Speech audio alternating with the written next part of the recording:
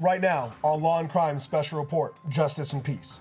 Amy Cooper, the white woman who was caught on video calling the police on an unarmed black man in Central Park to claim that he was assaulting her, will now face charges for her actions. District Attorney Cy Vance Jr. announced Cooper will be charged with falsely reporting an incident in the third degree. I'm going to tell them there's an African-American man threatening my life. Please tell them whatever you like. Plus, a July 4th celebration took a turn for the worse after Vauxx Rush Booker of Indiana claims he was the victim of an alleged lynching. Video released by Booker on his social media shows him pressed against a tree with his hands being held behind his back. Please let him go. We're going to as soon as you let him go. I'm going to. Later, a former Massachusetts police officer, Florissa Fuentes, claims she was fired after she voiced support for her niece participating in a Black Lives Matter rally on her personal Instagram account. Fuentes says her co-workers and superiors took issue with the post, leading to her dismissal. Justice and Peace bringing you inside the movement for police reform. It's Tuesday, July 7th, 2020. Good afternoon, I'm your host, Brian Buckmire, here at Justice and Peace. Let's start off with Amy Cooper. She is the woman who allegedly called 911, or not allegedly, sorry, because we saw it on video, but allegedly made a false report that a Mr. Cooper, again, no relation, was physically assaulting her. Let's start off with that video that went viral of her calling 911 on Mr. Cooper. Would you please stop? Sir, I'm asking you to stop. Please don't come close to me. Sir, I'm asking you to stop recording me. Please don't come close to me. Please take your phone off. Please don't come close to And me. I'm taking a picture and calling the cops. Please call the cops. Please call the cops. I'm going to tell them there's an African-American man threatening my life. Please tell them whatever you like. Excuse me?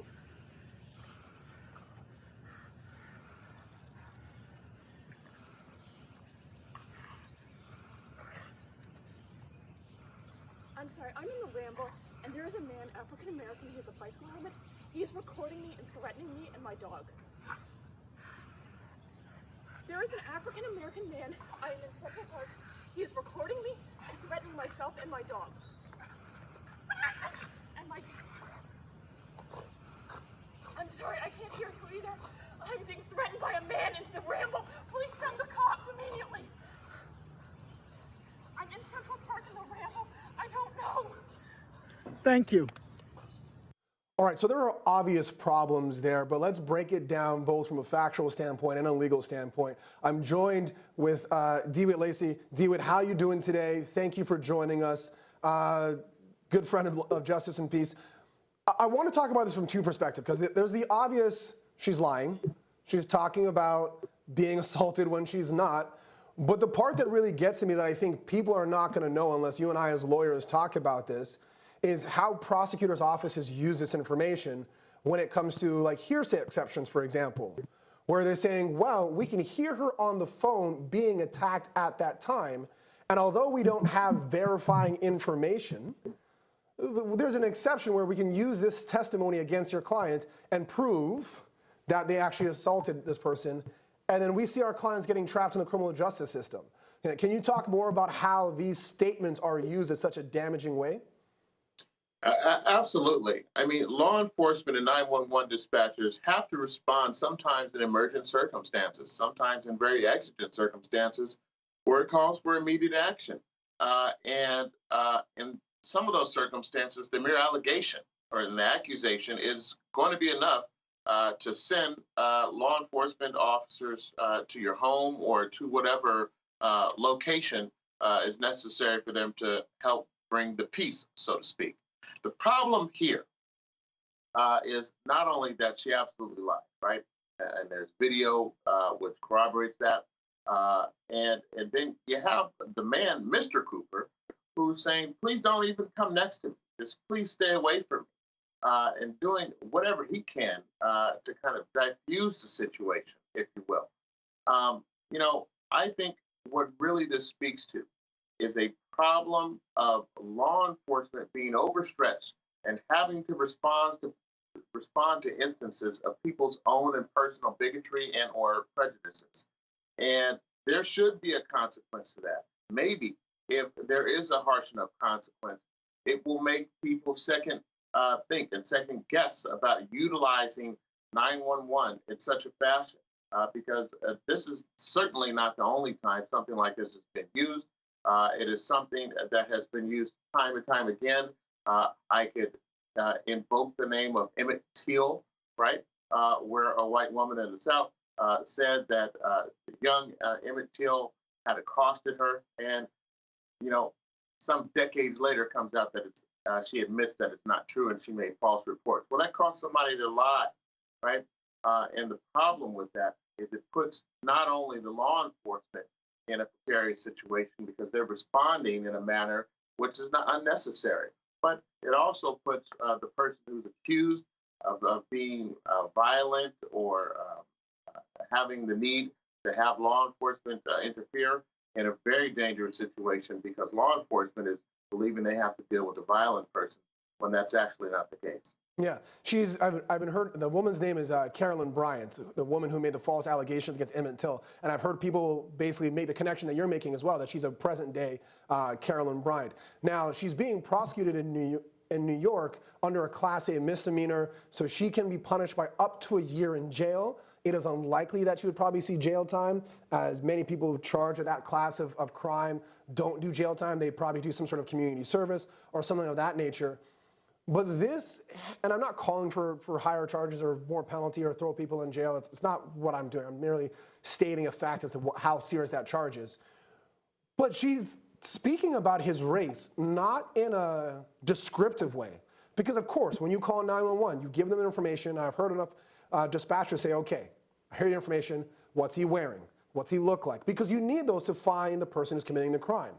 But she seems to be using his race as a weapon to kind of say, like, you know what will happen if I tell them a black man is assaulting me, and if I scream in this manner, to me, that's weaponizing his skin in a way that's very scary, that she would put those two and two together. What did you make of that? Absolutely. I think she absolutely weaponized race before she even made the call. I mean, she tells Mr. Cooper, hey, I'm going to call and tell them that an African-American male is threatening me. How about that? How do you like them out? To which he says, you can do what you want.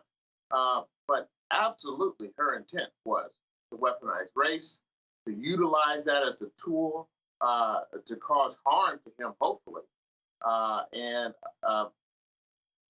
It didn't work out that way in her favor, but that was certainly her intent. At least that's what I got, before even the call is made. And then the progressions of, terror in her voice as she's speaking to the 911 dispatcher to kind of give the semblance, if you will, of some type of violent attack occurring at the moment, certainly was something to instill fear that a black man was hurting her, and there needed to be justice to come rush to her side immediately. It's not only disturbing, there's other words I use to describe it, but I guess disturbing is one that's fair on Law&Crime TV. Yeah. Now, I want to switch gears just a little and move on to what happened on July 4th. For many of us, we were celebrating Independence Day, but for one group, they wanted to celebrate or look at the lunar eclipse during that weekend. Now, unfortunately, that incident of trying to go to Lake Monroe to look at the lunar eclipse turned into something very tragic and very scary, as the man, Vauxx Rush Booker, is accusing a group of individuals of attempting to lynch him, and but for bystanders and friends stepping in, we are not quite sure how the story would have ended. But let's look at some of the video that he posted on his personal Facebook after the incident. Stop, let him go. You're causing more problems. You are so. You're doing this. Stop, let him go. I am not talking. We're just trying to get out of here, guys. We're just trying to get out of here. Listen. Let him go. Let him go. I don't get perfect. I don't care. He can attack whatever he wants.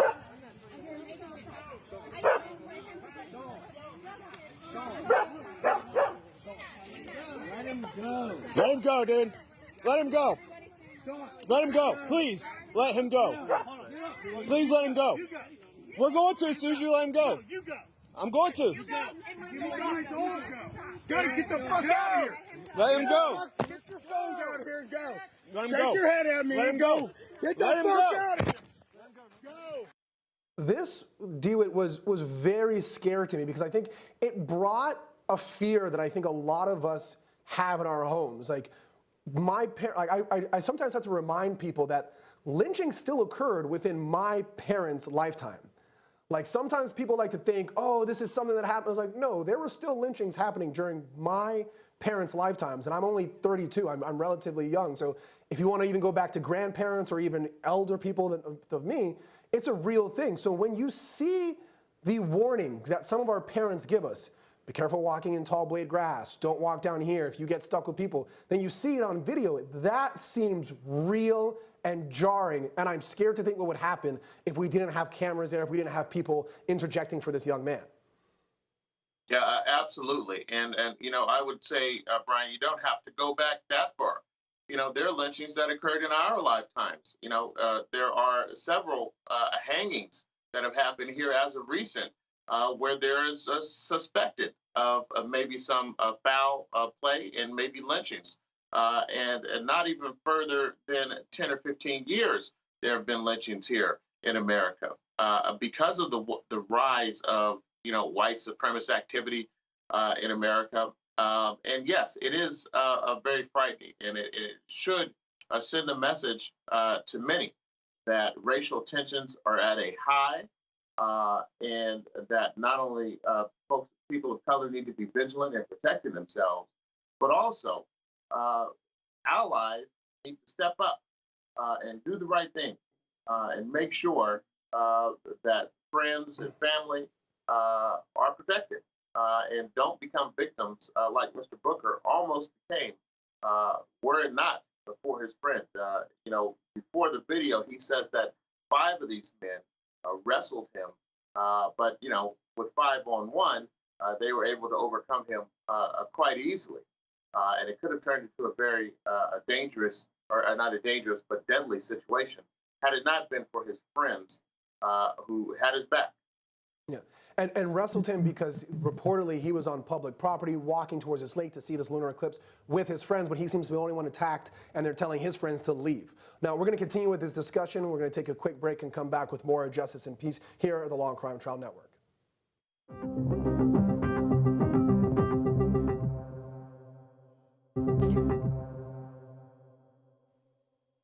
All right, so let's continue with the Booker case, and just a little bit of information in the background. This is a group that went to go see the lunar eclipse. In doing so, it was organized by a group leader, and from what we're understanding is that that group leader got permission from an individual to walk through their property. Now, there's also the option of walking, I think, along a public line around the water, but they got permission to do so. This other group that we're trying to figure out what their connection is to that property is, seemed to think that they were trespassing and followed them. We have not heard any reports of trespassing, but what's scarier is we're not hearing any reports of arresting these individuals. There's an investigation. I don't understand why the officers who reported spoke to these individuals before they spoke to the individuals who actually called 911, got the story, called the DA's office, and the DA's office said, don't press charges. You have video evidence of someone assaulting another person, and for some reason that's not enough? Let's continue by looking at some more of what occurred after some of Booker's friends and allies jumped in to help him. We're totally worse than the police. The police couldn't even prevent. You happy about this? You fucking nappy-headed bitch. You happy about this? What do you really want to call me? Do it, you nappy-headed bitch. What do you want to call me? Happy about this? You with your 5 white friends? You happy with your 5 white friends? You guys started all this shit. Fuck you, put it in your fucking film, bitch. Film it. Film it all. Fuck you. Come over here again. Come over here again. Film it. This sucks. This sucks both ways, guys. Come over here again. Yeah, I know. Just like all you were when you invaded us. I know. Just like when you guys invaded us. No one invaded. You guys invaded us. We were having a great time and you invaded us. No one invaded you. You stupid fucking liberal fucks. That's what you get. Take your ass on. Dewitt, make heads or tails of this. This seems like a bunch of intoxicated idiots who rose to the level of getting really racial, maybe racist, and then jumping a guy and telling his white friends, just leave, we're gonna deal with this. Deal with this in what way? Like what are we talking about here but the belief that Mr. Booker has that he was almost lynched? Well, I don't know how you could take it many other ways. It seems in the video that there were folks who were intoxicated and pretty fairly well inebriated. However, I think the context of it is important as well. You know, these folks, this group of intoxicated persons, these guys, were shouting racial epithets at the group that Mr. Booker was in, yelling white power towards them. Once they grappled with him and wrestled him to the ground, they yelled, "Go get a noose, go get a rope." I don't know how there is any other way to take this than this was an assault at the very least. You could even go as far as an attempted murder that was thwarted by his friends. However, the attitude of the country has to be that this type of behavior is intolerable and that law enforcement will have the back of good persons who are just doing nothing more than existing or going to look at the lunar eclipse. And it strikes me as akin to what happened with Ahmaud Arbery, even though Ahmaud Arbery's circumstance ended up a lot more deadly, but there was nothing done for months. Were it not for the video going public and they're becoming some public backlash, that maybe nothing would have been done in that case either. So who knows what can come? They still have time, of course, to press charges, but I don't know what other information they need in order to justify at least the pressing of the assault charges. I mean, Dewitt, it seems like the group here, because it was a growing group who was attracted to the yelling and whatnot, only was able to get bits and pieces on video, but they were able to tell officers things that, like, the group that was holding Mr. Booker down said, we're going to break his arms while literally attempting to bend his arm backwards. People corroborated that they heard the term, get a noose, and the use of racial slurs. I hear noose and racial slurs, and I hear only one logical outcome there. References to leave that boy, referencing to as a boy, there's obviously a lot of, you could take that as you want if you put them all together. That everyone was told that they can leave and let them handle this. Officers heard and saw this, but nothing happened. We're hoping that spreading a little light on this, we'll see some action taken. But the officers and the people that were involved seem to think nothing criminal happened here. I don't see how you make that out, especially in the climate now where we're seeing so many people found lynched, and they're saying, well, this is a suicide without any more investigation. But let's quickly switch to our last topic today, and that is a story of former Massachusetts officer Florissa Fuentes, who was fired after she voiced support of her niece going to a Black Lives Matter rally on her private Instagram when she was not working. This one got really odd for me, Dewitt, because I don't see how you can get fired for that. She seemed to say that there was pressure both from her colleagues as well as her superiors. Her superiors denied it. But this got to the point where she got fired because her superiors and fellow officers seemed to have problems with her supporting her niece's First Amendment right. And that's why she got fired, even though she retracted and apologized to, I believe it's like a private Facebook message through the union.